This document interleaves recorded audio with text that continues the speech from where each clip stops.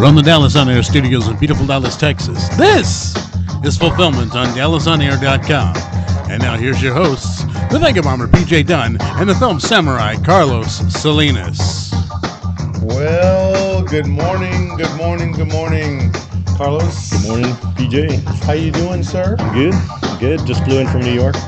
Boy, my arm's tired. I had to throw that in.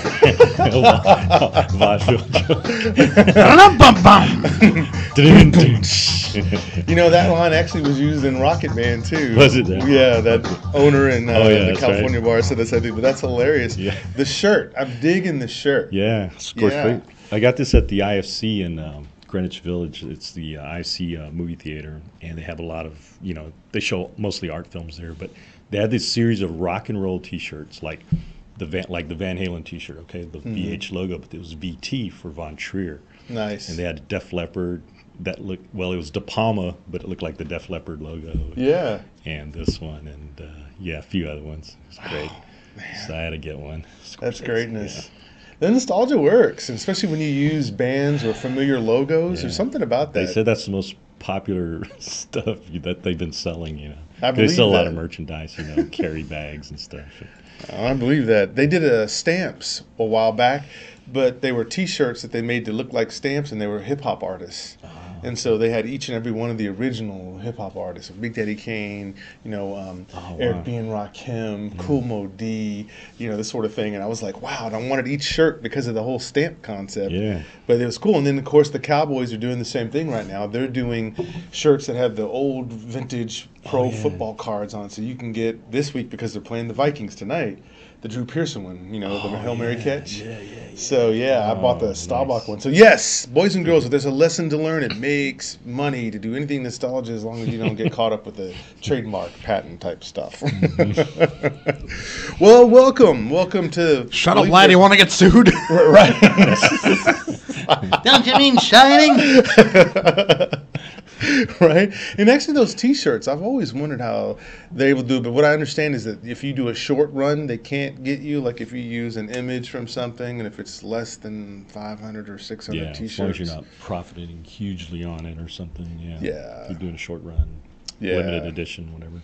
We're going to have to break into that, intellectual property law. We'll do a segment on that for those who care about that sort of thing. So welcome to Fulfillment. If you're wondering, first time watching today, this is the show where we talk about everything movies, movie collecting, movie watching, whether it's on the silver screen or the small screen in your house.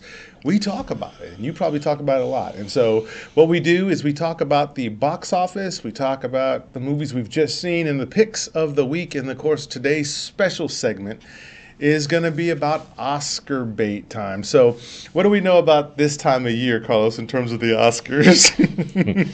Period films, biopics, movies that'll get an actor, noticed for his acting prowess,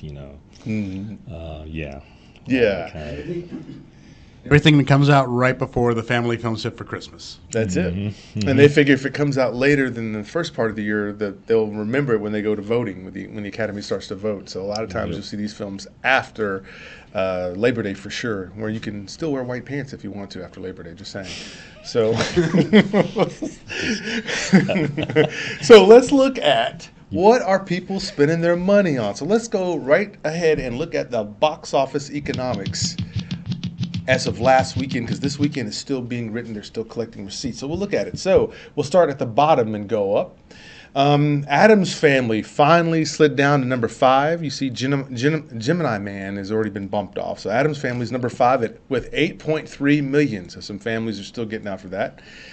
At number 4, a very controversial movie, the biopic about Harriet Tubman, is at 11.7. So there's some people that are happy about that movie.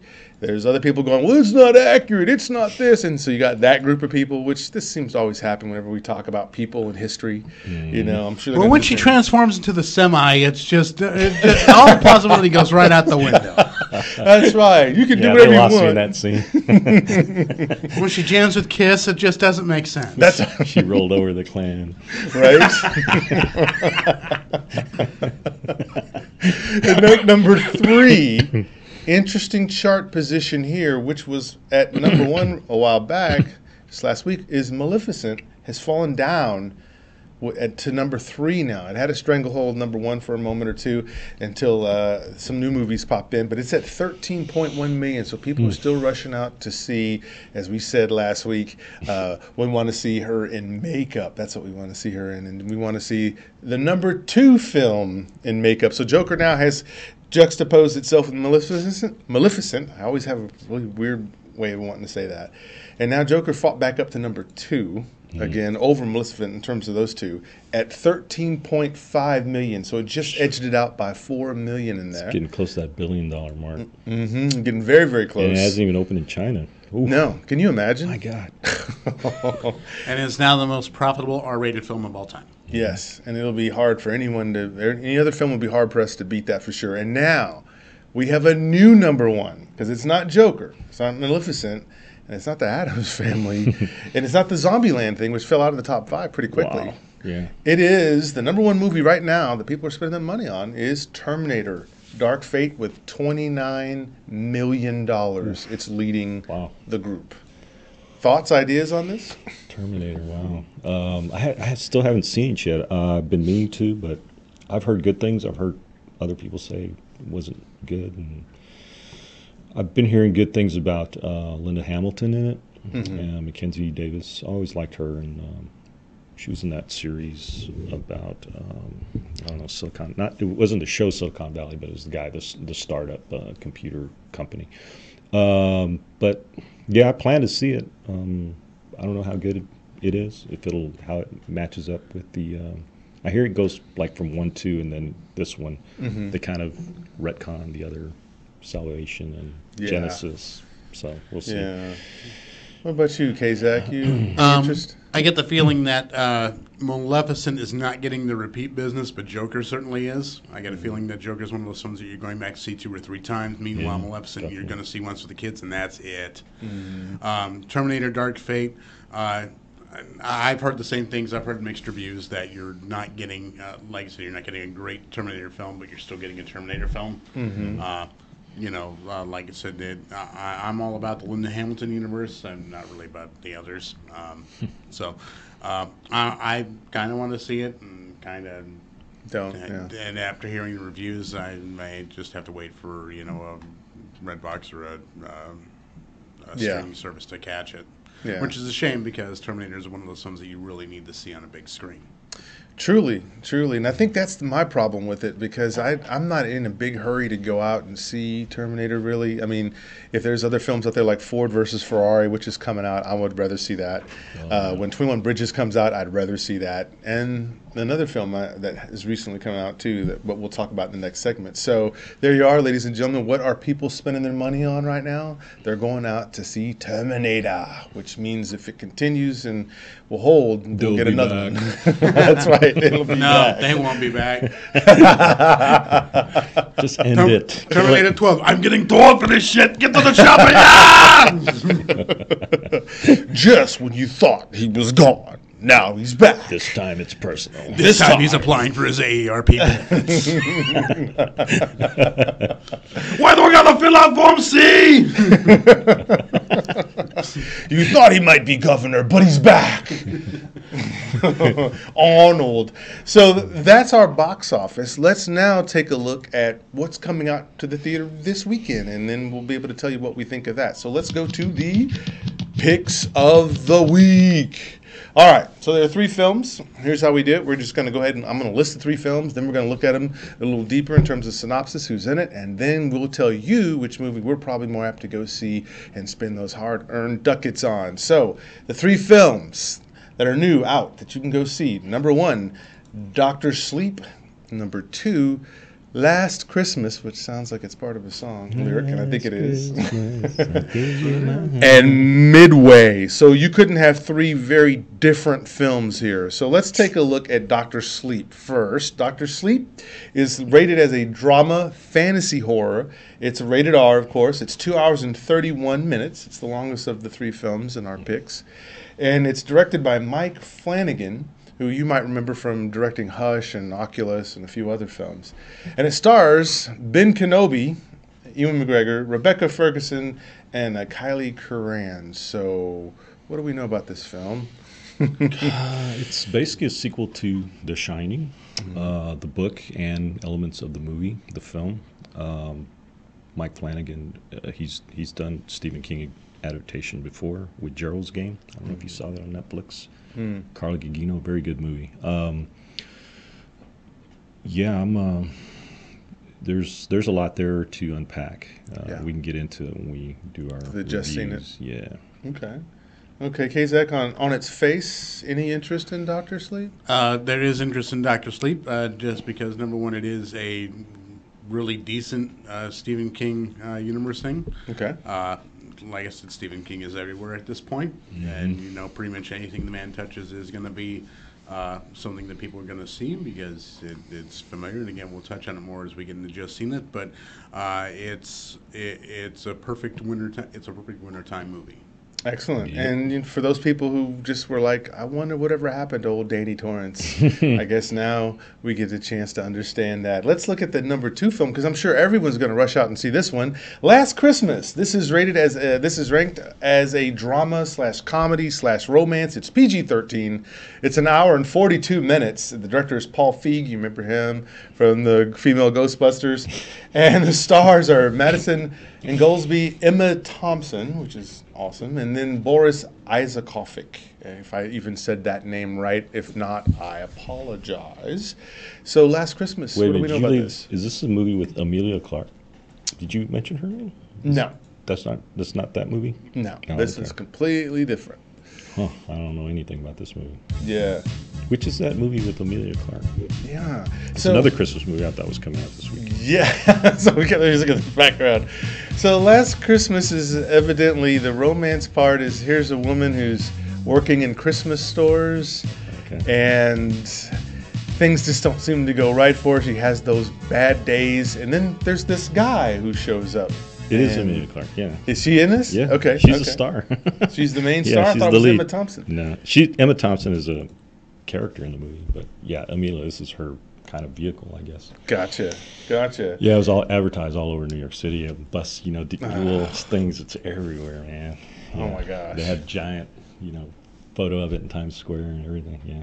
Yeah, so this is that movie that I always call it. This is the chance to get back at your man movie, ladies. So if he's been bad and hadn't taken care of you, make him go watch something like this. That'll be the punishment. It's the guy from Crazy Rich Asians, the handsome guy, I guess. I think so, yeah. Asian guy. Boris. That must be his name because they have him listed up here in the very front. So, yes, I don't know. It's probably maybe if you don't want to see things blowing up and you don't want to see historical films or biopics or if you don't care about Danny Torrance, I don't know. Maybe you probably think this is the film you'll go to. It's very Christmassy for sure. You can say that. So if that's one of those things for you, then you might consider this one. Let's look at the number 3 film. Yeah, if I want to watch Hallmark movies of the week, I'm going to stay home and watch the Hallmark Channel. Right? Especially based on possibly the second or third worst Christmas song ever. George Michael and them, right? They didn't even give him a biopic. They skipped over him and said, "Nah, we're gonna do Freddie instead, and we're gonna do Elton instead. We'll do those guys." Oh, you got to know a George Michael biopic is coming. you know it is. You just got to have faith, right? I guess it would be nice. So the third film is Midway, which is coinciding with Veterans Day. So this is an action drama historical pick. It's PG-13, just like Last Christmas. It's 2 hours and 18 minutes, and the director is Roland Emmerich. And so we remember him from Days After Tomorrow. Independence Day. Yes, Independence Day. And his stars are Ed Skrein, Patrick Wilson, who we know from The Conjurings and more, Woody Harrelson, Mandy Moore, Dennis Quaid, Aaron Eckhart. I mean, this one is star-studded. It's one I have seen. Any interest? What do you think of this one, Carlos? Yeah, it's probably a movie be better to see in a big screen, but I mean, I've seen this story already a million times. Yeah. Pearl Harbor, and I know it's not Pearl Harbor, but it's going to be basically the same. Gotcha. Kind of thing. A lot of planes, a lot of bombs falling, a lot of explosions, a lot of drama, with the cast. Well, hopefully, there's a love triangle probably in it. Well, with it being a Roland Emmerich film, hopefully we'll get all the blow up and none of the romance, because that's what made Pearl Harbor a 2 hour Warfest, right? Yeah. Yeah, I think you may have heard the critics on that one too, and we'll talk some more about it for sure in the Just Seen It. So with this one, again, it's timed perfectly for Veterans Day because they know there's a certain segment of the United States that will see any war film where America's winning, and it's a patriotic tool, and so you get to use that. But from our perspective, it's more of okay, but how did you capture that moment? And to your point, Carlos, I like it. Did this film need to be made? And so we'll talk some more about that. So if this is our 3 picks of the week, are you going to go see Dr. Sleep, Last Christmas, or Midway? What do you think, Carlos? And then we'll ask that. For me, Dr. Sleep. Dr. Sleep for sure. K-Zag? Out of the 3, definitely Dr. Sleep. Dr. Sleep, absolutely. For me, Last Christmas. No, I'm just kidding. Not Last Christmas. Nope. Actually, out of this one, it's a tie between Dr. Sleep and Midway. And the only reason is I don't expect Midway to tell me the history. I just want to see how did you shoot those aerial dogfights. Yeah. That's what I like because that's what inspired. Is it going to be a lot of Lucas CGI, or are they going to go the Nolan route with Dunkirk? Let's go ahead. Where they actually used real planes and real shots of the, practical effects and things. Yeah. Yes, sir. Let's go ahead and get into it and Just Seen It. Let's do it. So you're waiting for it. It's now segment 2, ladies and gentlemen, which is Just Seen It. This is the segment where we talk about either the Netflix films or streaming or what we saw in the theater. We always start to my left with the film Samurai. What have you seen, sir? All right. Let's start with the first one. I was in New York City, as you know. I happened to see The Irishman because The Irish is not shown wide yet. Yeah. It's a Netflix original. Comes out, I believe, November 27th. But in order to qualify for Academy Award consideration, they are screening it in certain theaters in New York and Los Angeles. And there is a bias against Netflix from the big chains like AMC and so forth. So they're having to look for these out-of-the-way small theaters. And actually where I saw it, it was called the Belasco Theater, which is normally used for dramas and live performances. And they converted it and put the screen was probably already there. But it's one of those nice theaters where it's ornate ceilings and it's got balconies and those little boxes on the side. Sure. And they set up the sound perfectly for it. It's a long movie. It's 3.5 hours, directed by Martin Scorsese. Stars Robert De Niro, Al Pacino, Joe Pesci, and a bunch of other guys, Italian. Yeah. So it's basically the story of Jimmy Hoffa, the disappearance of Jimmy Hoffa, the height of his fame. He was very famous back then. He was almost had like rock star qualities, especially with the unions. He was very popular with the unions. This was the time when the unions, they pretty much controlled all the work in New York. And they got so many, union dues. They collected all that, and they took that money, invested it, and that's how Las Vegas was built. They borrowed money from them so they could build the casinos. Mob money. Yeah. So of course, there's Buffalino crime family. Joe Pesci plays Russell Buffalino, and Pacino plays Jimmy Hoffa. De Niro plays the Irishman. His name is Frank Sheeran, and it's based on a book by Charles Brandt called "I Heard You Paint Houses." Yeah. And when they explain what that means, how you paint houses, it's pretty neat. The performances are unbelievable. To me, the standout was Al Pacino. And it's shocking to me to realize that Al Pacino has never worked with Martin Scorsese before. They had wanted to, but because of schedules or timing or things not happening, they could never get on the same page, but they finally did for this one. And I think it was a perfect kind of coming together of all these actors. And De Niro's great in it. Pesci is great in it, too. This guy has never lost a step in it acting-wise. Going back to My Cousin Vinny, man, that guy... he's always good. He's got that natural ability, but he's got this quietness to him in this film. And the story, it's great storytelling by Scorsese. If you watch Casino, it's kind of like that. It jumps around in time. You see these actors in younger ages, 30 years old, 50 years old, 60, and even old, just like when they're about to die. And the technology they use to de-age them is incredible. It looks good. It than looks better than the Star Wars when they use it in to- Avengers and stuff. I don't know how they did it. I don't think they did like mocap or anything. From what I understand, they just shot the scenes. The actors just walking around in their costumes. And then I guess computerized, and De Niro looks young like he did in Casino. Wow. And you see De Niro now. He's aged. He's got wrinkles, everything. All three of the actors do. Even Al Pacino. But man, he did a fantastic job. And it's a great story. And you got to kind of take it with a grain of salt, because the guy who's telling this story, they never really say really what happened. Well, in the movie they show what happened to Jimmy Hoffa, but did it really happen that way? Yeah. You never know, Yeah. It's guys, just telling stories and somebody trying to take credit for it, whoever, but it was great. De Niro just aged because of all those Meet the Parents movies. Well, Dirty Grandpa doesn't age yet. I don't know what will. Just saying. The other one I saw was recently on. It's a Netflix original as well. It's called Shadow. It's a Hong Kong Chinese production, directed by Zhang Yimou. Try to get the correct Chinese pronunciation, but yes, this is the guy that did Hero and also House of Flying Daggers. Those movies are very colorful if you remember those films. Right. This one is basically black and white sepia tone. Everything except, I think the only color is the color of the skin on their faces. But it's kind of a thing, a yin and yang. A good versus evil. It's very Shakespearean. The story. It's about a king.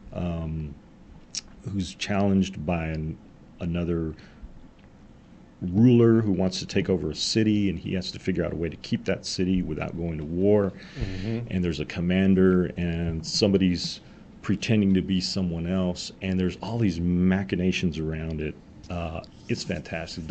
It's got this beauty. There's just so much to it. Visually, it's stunning to watch. And I was just mesmerized through the whole thing. I recommend this movie if you have Netflix. Just sit down and watch it. It's really good. Third one, Dr. Sleep. Yep. Mike Flanagan, as we mentioned, director. Ewan McGregor plays Danny Torrance. This is basically the sequel to The Shining book and also film. Rebecca Ferguson plays this character called Rose the Hat. This is the cult, the True Knot. The True Knot is kind of a supernatural group of, you could call them beings, gods. I don't know exactly what they are. Yeah. They appear human, but they're immortals basically. And how they survive is they try to locate young, innocent people with abilities, and either they turn them or they kill them and take they call it steam. When they're scared, they let off this steam, and then they sniff it up, and it invigorates them and makes them live longer. And Danny Torrance is now adult and alcoholic, and he's trying to quit drinking, and he's moved to a new town, and he starts communicating almost like telepathically with this girl who really has the shine. And this girl, Kylie Curran, she's great in it. Very precocious actress. She's just perfect in the film, playing this character called Abra. That's the name of the girl. Abra? Like abracadabra. Yeah, she's just like Abra. She's Abra. Just that. She's always fascinated with Freaking magic. Steve Miller they always pops up somewhere. They show her as a little girl and watching this magician, and she's just like, she can't take her eyes off the tricks, Yeah. So they have this kind of interaction, and then this True Knot is in the meantime looking for people like her, and so by the end there's this clash of good versus evil. Gotcha. There's some great throwbacks to the film The Shining. I don't think it's a spoiler, but the Overlook Hotel plays a part in it, and they recreated it amazingly well. There's also another kind of little short scene where Danny Torrance, Ewan McGregor, is interviewing for a position to be an orderly at a hospital, and the doctor he's interviewing with, and they're in this office, and it's almost the exact same office that Jack Torrance in The Shining goes and interviews for the caretaker's job. I mean, almost the same pictures. Sure. Everything is almost exactly the same. It gives you that familiarity with the film. And I'd say it's a worthy sequel to the film. I haven't read the book, so I don't know how how well it's been adapted from the book. I hear it's good. Rebecca Ferguson, I love her and everything. She was great as Rose the Hat, very evil villain, you know, and how she in one particular character they recruit for their True Knot cult. It's pretty interesting. But yeah, I didn't realize it was 2.5 hours long. It didn't seem that long to me when I saw it. So I saw it at the Look Theater, and man, it seemed to me just fly by because it was I guess it was very well paced, and yeah, I dug it a lot. Very good, very good. Zach, I know this is a movie that you saw as well. I too saw this. Yeah, the nods to Kubrick are overt, but they're comfortable. I went to go see this at the Alamo Drafthouse in Las Colinas, and if you go to any Alamo, you'll notice that it is designed to look like the Overlook Hotel, up to and including the carpeting. That's right. Oh, yeah. I actually pointed this out to my wife. She's going, "Oh, that's creepy." Because if you look at the wallpaper, if you look at the carpeting, it is straight out of the Kubrick film. Yeah. I saw this and I really dug the performances. I again, like I said, you're getting with the usuals. You're getting a very usual Stephen King trope in that you're getting the magical black person. You know, just that. It just is what it is. Yeah. But. It is a worthy successor to Kubrick's film. They do pick actors to bring out those roles. Wendy Torrance. That voice of hers, I don't know if that was actually her real voice or if they just used. I thought they used like recording of Shelley Duvall because it sounds exactly like her. Yeah, and picking out Shelley, the actress who played the mother of Danny Torrance, the actor who played the Jack Torrance. Because, like I said, there's no real spoilers there. Do you know who that was? Who was that? That was the kid from E.T. Henry Thomas? That was Henry Thomas. Really? I didn't realize it until I read it later. I had no idea. It didn't look. I mean, didn't look like. I wonder what happened to old Henry. Henry Thomas. He just got busted for DUI. Anyway, but yeah, it is well paced. And like I said, I think if you go to see this film, you're going to be in one of two categories. Either it's really going to creep you out if you like The Shining because of the way it fits out, or it's going to fit in like it fits in like a glove. Like it really feels like a return to the Shining universe. And if you're really creeped out by the film, it's going to throw you off. If you like the film, it's going to feel like hand in glove because it really just kind of almost seamlessly flows into that universe, and you're taken in by a lot of the similarities. You're taken in by everything. I agree with you that you got a great performance out of Rebecca Ferguson. Like I said, you've got the standard Stephen King villain, but this isn't a bad instance in that. Okay. You do have, like I said, the girl Liz Albert Stone. She's got great presence on the screen. Some wonderful creepy moments. Some decent gore. Oh man, the hand injuries. What is it with Flack and hand injuries? Because Right. that's what happened in Gerald's game. To get out of these handcuffs, she basically had to pull her hand through a handcuff. And this one, Rose the Hat gets her hand trapped. Yeah, and, it basically peels off. But yeah, and of course, like I said, you've got good visuals, and again, this is one definitely worth seeing on a big screen. Decent because of the decent sound, and definitely because of the visuals. Again, the Overlook Hotel is still as creepy as ever. Even some of those music cues, boom, that's straight out of the Kubrick film. When they're flying over that lake and the little island trees. And See, trees, how about that? Yeah. The other thing that I saw this week was a documentary on Hulu called The Amazing Jonathan Documentary. Oh my God! Okay, so let me go ahead and lay this one out. Set the synopsis up for us. Okay, so The Amazing Jonathan was a comedian and magician back in the late 80s, early 90s. He was kind of one of those comedians who was everywhere. Anyway, he did residencies in Vegas, made a ton of money, and then disappeared. And the reason why he disappeared is because he got sick. He's got a lot of heart issues, a lot of health issues, again, due to a lot of drug use and just abuse of his body and things like that. Anyway, he was told he had a year to live. 4 years later, he's still alive. So Oops. So this guy does a documentary on this guy who's supposed to be dead from 3 years ago, and is still going. And of course, he's still doing drugs. He's still doing. He's still abusing his body and still trying to perform, even though he's in this horrible state. But here's where it gets weird, because it's not just a film about this magician. It's a film about this magician and comedian who has another documentary crew doing a documentary on him.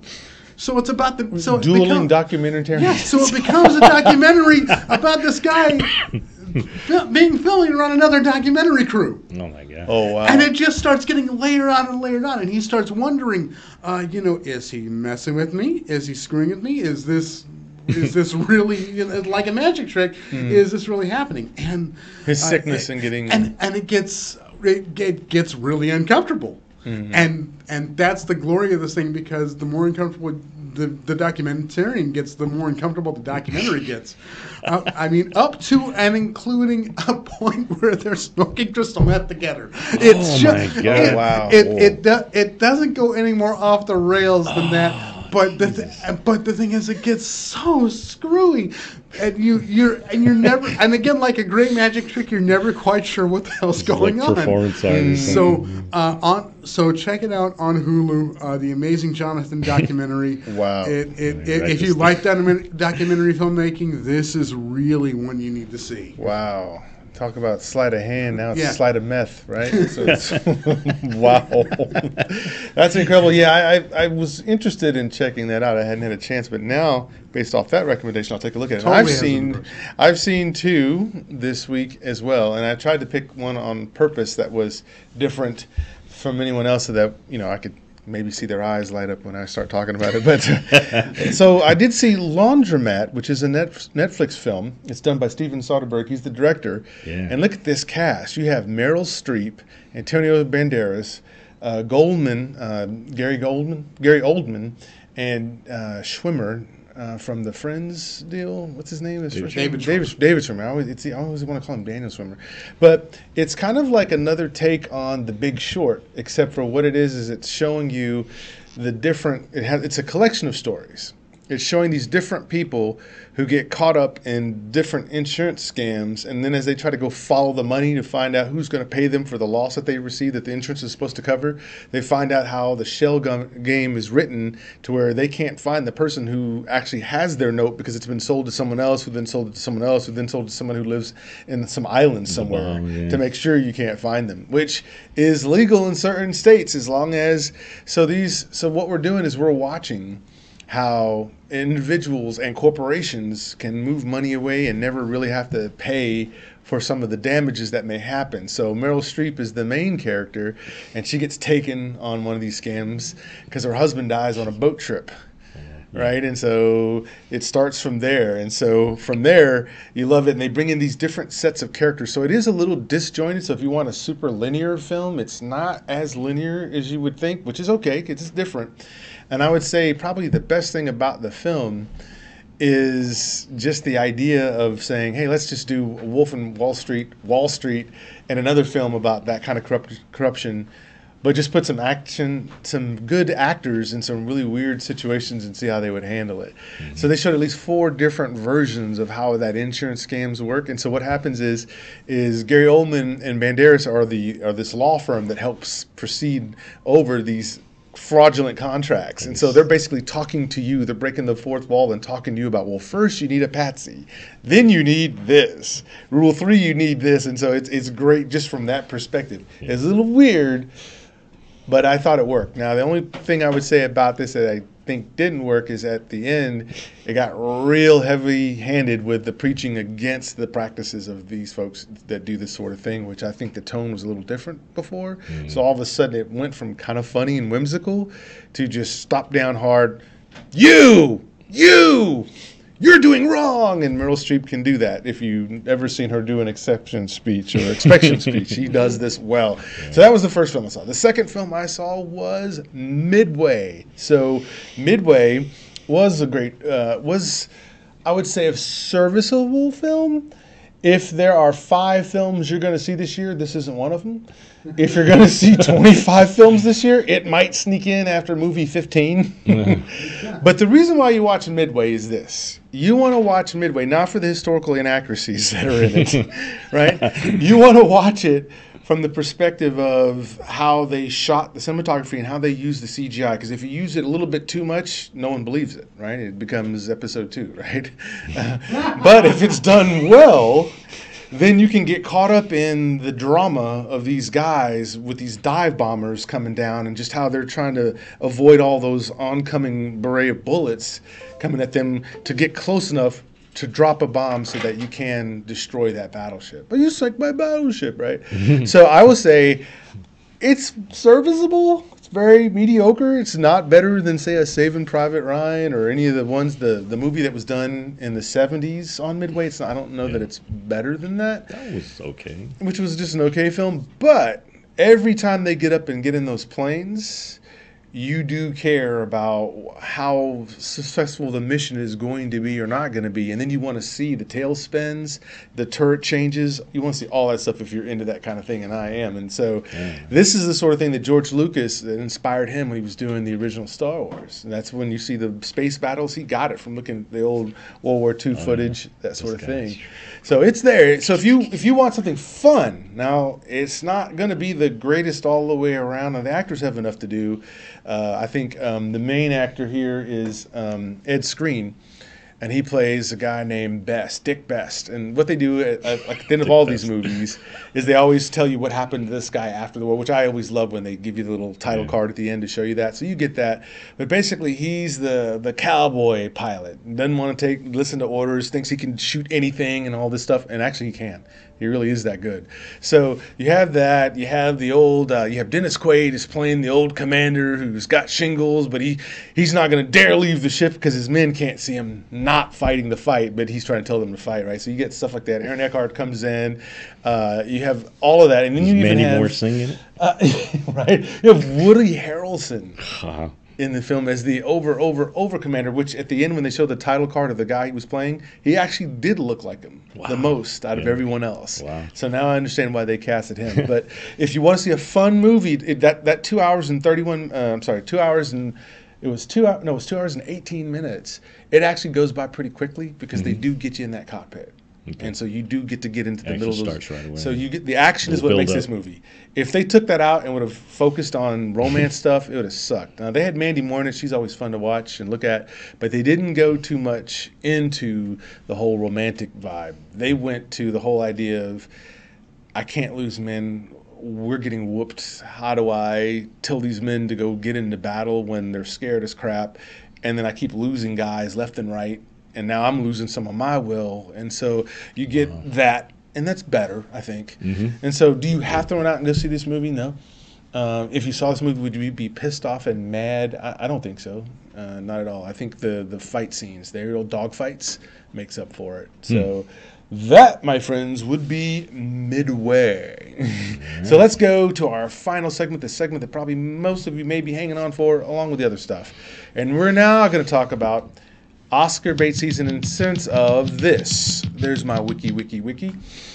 I was looking at this and I saw how people were already trying to imagine who might be some of the people who might have the Oscar nominations for next year. And it was interesting that people didn't agree on what were good performances this year. So what we decided to do as a team is Carlos and I are going to take the high road. We're going to let Zach take the low road. And we're going to tell you the top 5 performances thus far. We realize there's some more movies coming out because it's Oscar bait season. But thus far, who were the people who gave performances that we still remember, that still riveted us? And we'll start with the Film Samurai first. Standout. Okay, these are some standout performances for me. And I'll go 5, 4, 3, 2, 1. Perfect. Starting with number 5. This is Florence Pugh. This is the film Midsummer. I guess you could describe it as a horror film. I didn't think so. To me, it was just more of a heavy drama. It's a folk horror film. Folk horror. That's folk right. horror. That's right. Exactly. Folk, because they play folk music in it. Is that it? But Florence Pugh's performance in this film is amazing, and she plays this girl that has kind of gets panic attacks, and it's probably one of the most realistic depictions of person having panic attacks that you'll ever see. And she's basically in the whole movie itself, in every scene. So I won't be surprised if she gets at least noticed for Nominated at least. award. Yeah. So my number 4 was Leonardo DiCaprio in Once Upon a Time in Hollywood. I thought Leo was fantastic in this film. I loved watching every one of his scenes. The standout scenes for me though were where he's the saloon scenes where he's playing this kind of villainous cowboy western character, and he's doing these scenes, and then the subtext of he's this actor who's at the point of his career where he's kind of almost washed up, and so he has to try hard to prove that he's really still got it. I think he did a great job in this film. Shows some vulnerability and his interaction with his best friend, played by Brad Pitt. My number 3 was Al Pacino in The Irishman. I talked about this earlier. Unbelievable that he had never been able to work with Scorsese before, but I think he does some of his best work in this film. He's playing Jimmy Hoffa, and he's got this dynamic personality, and he has these great scenes where he's giving these speeches, and then the quieter scenes where he's interacting with, he becomes friends with Frank Sheeran, the Irishman, who's kind of like almost like his bodyguard almost. He has kind of protect him because this has to do with unions and mob and the Buffalino family, a crime family in New York.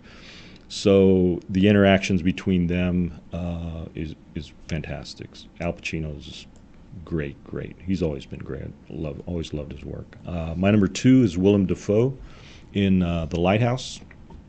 Lighthouse is a very art film, horror, but his performance is almost like stage acting type performance, and I think he brought a lot of that, his experience on the stage, to this role, because there's a lot of language, a lot of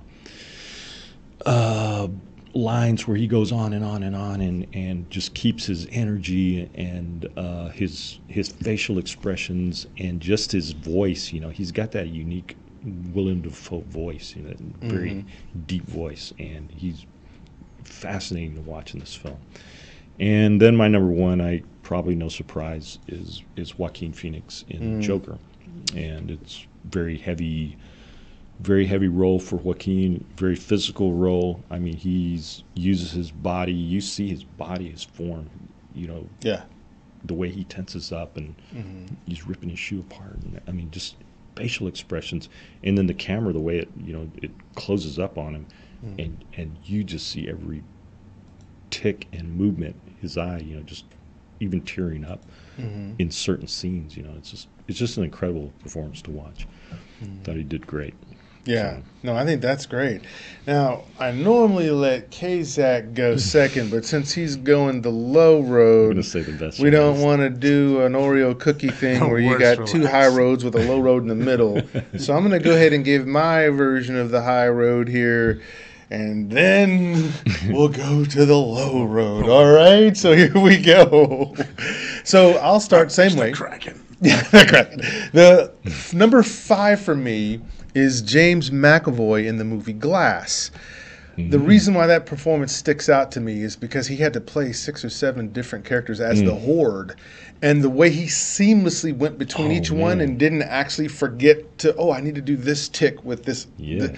He nailed each and every one of them, and it was masterful to see him switch from personality to personality to personality. You got to imagine so much rehearsal with that. Oh my gosh, it had to be. And so I was really in that film. It was he was the best part of that film, actually. I didn't think Glass was as good as it could have been. I thought it was fair. But who makes that movie? It's McAvoy, and those different personalities, and they're all extremely different from the other personality. So I gave him mad props for that. Number 4, Mastery here by Brad Pitt. Again, this time in Once Upon a Time. So him playing the stunt double for Leonardo DiCaprio, which is a great idea already to start with. Right. I bought him. Yeah. I really bought him as that guy who's kind of down to earth. He doesn't have a whole lot of money. He hasn't bought into all the Hollywood shtick. He'll do whatever for his buddy. And even if his buddy doesn't get any movies anymore. Lives in a shitty trailer. Yeah, he lives in a crappy trailer. He'll still support his buddy even if his buddy isn't the big name actor anymore. And then I just loved his scenes and the humor actually in some of his scenes. Yeah, I bought him up until he said he could take Bruce Lee. Yeah. Now That's that part just was a interesting. spoiler alert. So I gave Brad the nod on that one. Then number 3, and kind of like James McAvoy here, but a little different. This is Lupita Nyong'o in Us. Oh, yeah. So remember, she's playing 2 characters side by side, almost at the same time. She's playing Adelaide and Red, and you're trying to decide which one is the tethered one. And she's able to switch voice tone, and how she speaks and rate of speech. And I think that dance that she does shows it, because Adelaide is professional at it, and Red, I may have it backwards, isn't. And so her being able to show how great she could be spinning, and then as another character be floppy, and it worked. Like I just said floppy, and then I knock over the equalizer here. So that's all right. It's equal. He'll equalize it. So Lupita here, if you go back and watch it, the one thing is you can get caught up with her beauty. You can get caught up with just how her image is. But if you think about what she's doing here, she's playing these 2 characters that you're trying to decide the whole time. Is this her tethered version or a non-tethered version? And she's doing without giving it away, which would be like a major twist giveaway. So imagine your acting depends on whether the twist is given away or not by the way you act in the different roles. You have to be so distinctly different, but somewhat similar to throw people off. So I was like, Lupita, that's incredible. My number 2 definitely earns it, and it was probably my number 1 until later. But number 2 to me, Taron Egerton. This is Eggsy from the Kingsman films, plays Elton John in the movie Rocket Man, and you get the most depth I've seen probably in a performance all year this year, in the sense that every emotion that he has when he's being a twat and when he's being just a person who's trying to deal with his own demons, you believe it. There's not one moment you don't. And he doesn't look anything like Elton John. So the makeup and everything they did to get him close. But I bought that performance, still buy the performance. When I watch the DVD now, I'm mesmerized by it because I feel his pain. When his mom is just a complete just beat to him, and his boyfriend, everybody's just ridiculous to him. The scene when he goes back and sees his father. Oh. That's a heartbreaking scene, and you see it all over his face. Yeah. It's just like, he totally does it. And that scene where he's sitting down with his mother, and she's like, Reginald, you don't know how hard it was to be your mother. Really? But you just asked for a house and wanted him to pay for a house. And you just see him just sitting there like, well, Mom, I'm having problems, but you don't seem to care. All you're worried about is what stuff I can give you. Oh, Reginald, you just don't know how hard it is to be your mother. And the way she tried to be dramatic, like it's all about her, you could always sense that. So I loved it. It was great. So my number 1, and I mean, this is close. I could flip these 2 back and forth, really, to be honest, and I agree with the film samurai here, is Joaquin Phoenix is the Joker. Now, I knew this movie was going to be good already because it was rated R, so that means they could push it. And then I knew that once they casted Joaquin, you all have seen Gladiator. He's used to killing people. He killed his dad in Gladiator, so there's no problem in killing his mom in Joker, right? So he's used to doing this, but he plays that. Should I feel sorry for him to some degree because he's a guy doing this without his meds? Do you feel sympathy for him? Or, no, that's just hellaciously wrong. And so he makes you balance that the whole time. And maybe some of this is how it's shot as well. But Joaquin, every scene he's in, you just have to look further into his face, to your point. You want to see what he might give away by an expression as to what's really going on. And then you don't really know which laughter of his is real laughter and which is the fake laughter that he has to put up because it's what he does. His life sucks, right? Yeah. So that scene where he's in the hallway after he steals the records, the medical records on his mom, and he reads what really was done to him. Yeah. And the way he's laughing, but you can also see the sad parts, like the Tears of the Clown by Smokey Robinson, right? That's what I imagined. And I imagined, what would I do if I read that my mom allowed all this bad stuff to happen to me, but yet she calls me happy? right? I mean, it's just like, that's crazy good. So love that. That's my number one. And again, I could go probably back and forth, but since I just seen Joker, I think I'm going to give him the edge over Tarantino. And now, that's us taking the high road. Ladies and gentlemen, get ready for this. Here comes the low road. Zach, show us.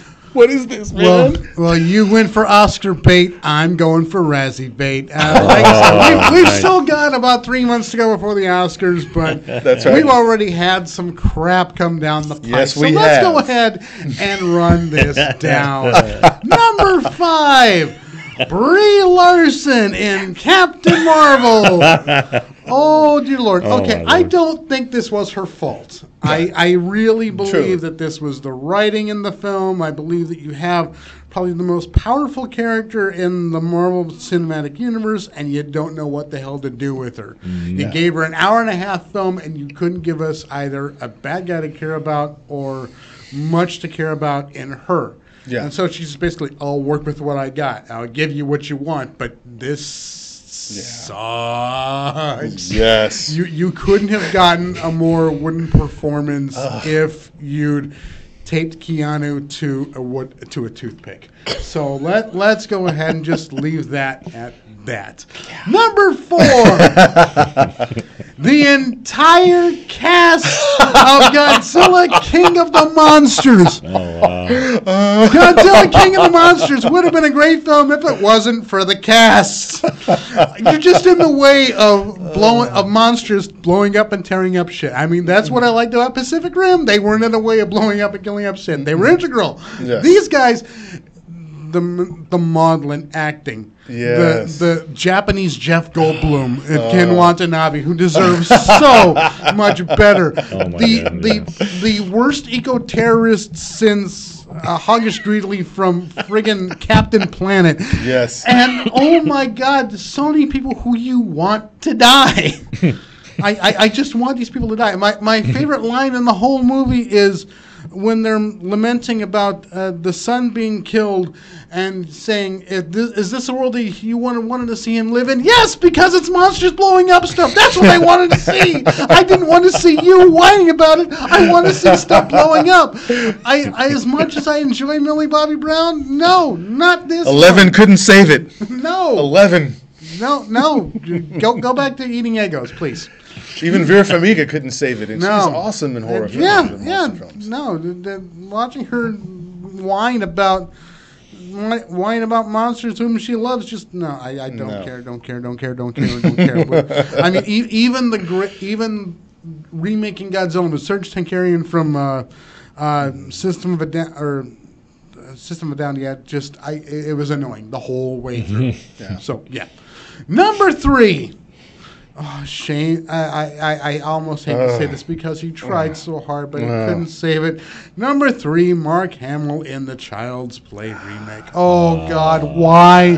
Mark, why? If this had been AI2, the attack of artificial intelligence, sure, fine. Great. Not needed. I know you're trying, Mark, but if you're going to take a role from Brad Dourif, take it all the way and just go do another movie. This was not right. I think he was just happy to actually have lines since he didn't have any in The Force Awakens. And Exactly.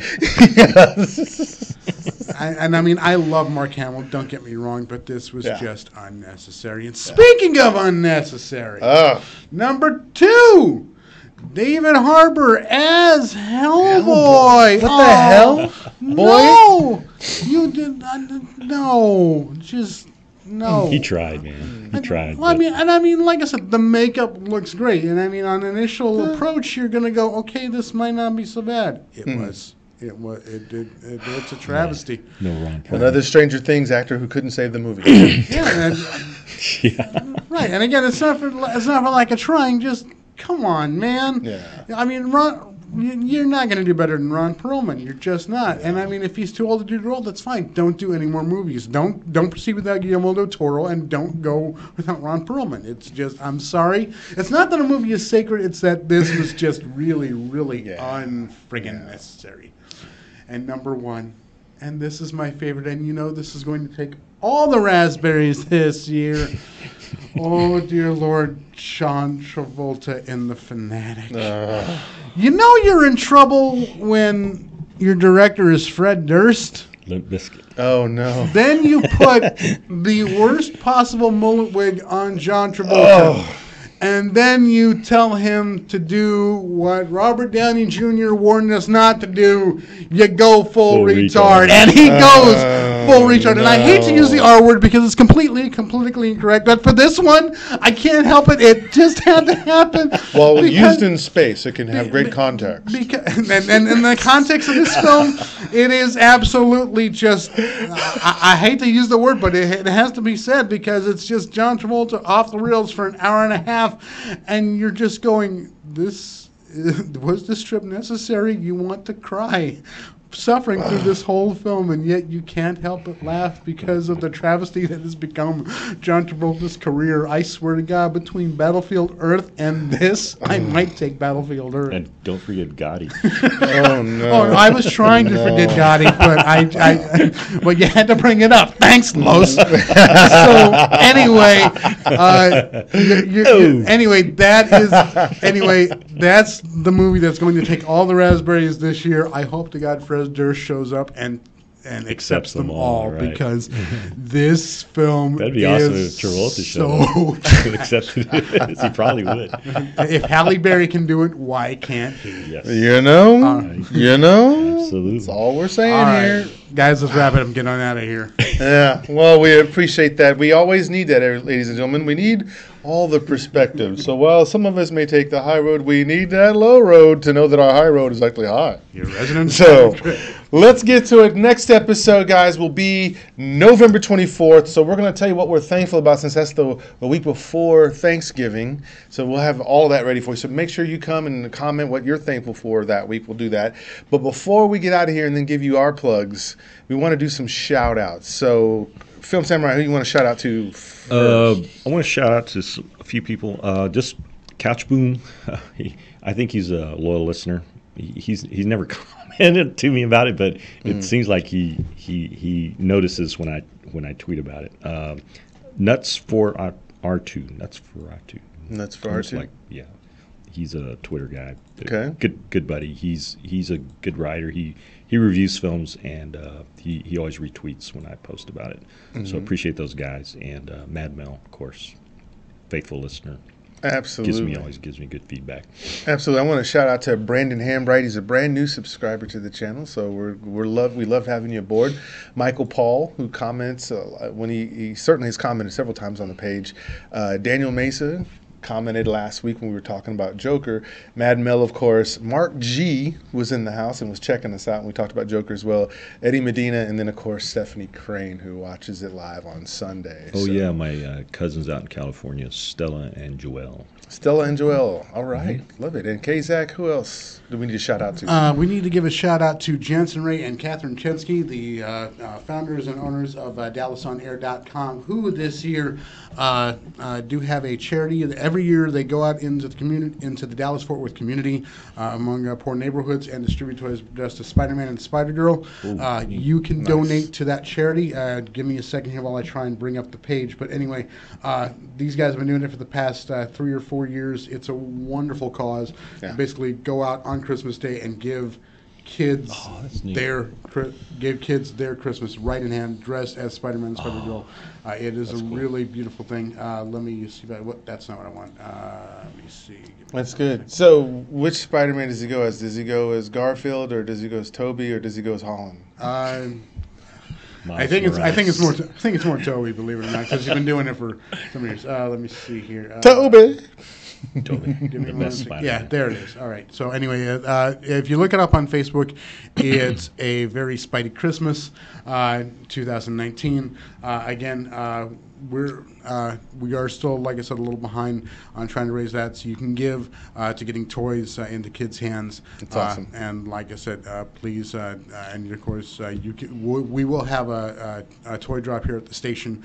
If you want to give right here, that's going to be 211 Irvay right here in Dallas, Texas. Sweet. That's right. Well, we appreciate that. Carlos, where can the people find you during the week? They can find me basically on Twitter at Film Samurai. Excellent. Kazak, where can the people find you? You can find me here every Sunday on Talking Radio Gimme Sunday right here on DallasOnAir.com as part of the shows Figments, Rancor Pit, Isle of Toys, and of course you can find, usually we're preempting it this week, but we'll be back in 2 weeks with the Vortex of Doom right here on DallasOnAir.com. That's right, and Vegabomber, your host. You can find me on YouTube on the Vegabomber channel. You can also find me on Facebook, Vegabomber as well, Instagram and Twitter under the Vegabomber moniker. So get on there if you want to find out, keep up with what's going on, or maybe interact with us up front. If you have some idea, if you want to hear us chew on some particular aspect of movie making, we will do it. Just let us know in that comment section. But until then, we are out. So kick the jams. Sayonara.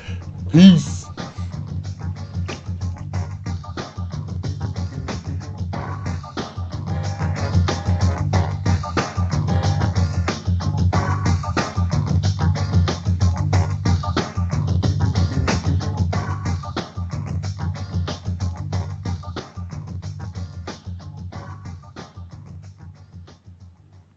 This is DallasOnAir.com.